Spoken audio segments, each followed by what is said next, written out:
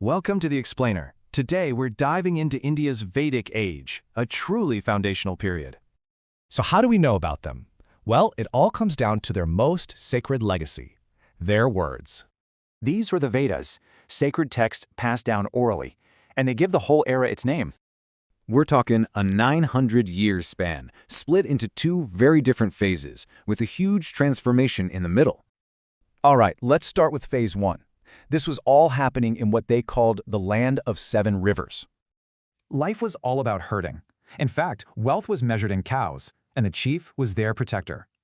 Their religion? It was all about worshiping nature. Indra, the god of war and rain, was the biggest deal. But then, around 1000 BC, everything started to change, thanks to new tech and a big move east. And what was that new tech? Well, it was iron. This was an absolute game changer. So you see the shift, right? From herders in the west to settled farmers in the east. Okay, so this move to farming, it created a much more complex society in this second phase. Tribal chiefs became powerful kings. Now they were fighting for land, not just for cows. And with this new complexity, society got a lot more rigid. Things became hereditary. The Varna system divided everyone into 4 classes. Your job wasn't a choice. It was decided by birth. And what about women? Well, their status took a major hit, and they lost many of their public roles. Religion changed too. The focus shifted to complex rituals led by priests meant to bring material benefits. So old gods, like Indra, started to fade.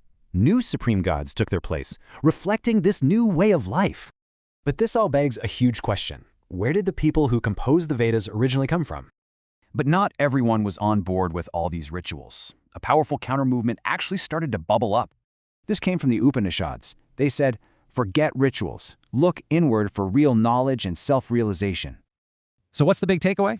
The Vedic Age literally set the stage for everything that came next in India. They didn't leave behind grand cities, just words. But those ideas, they're still shaping the world today.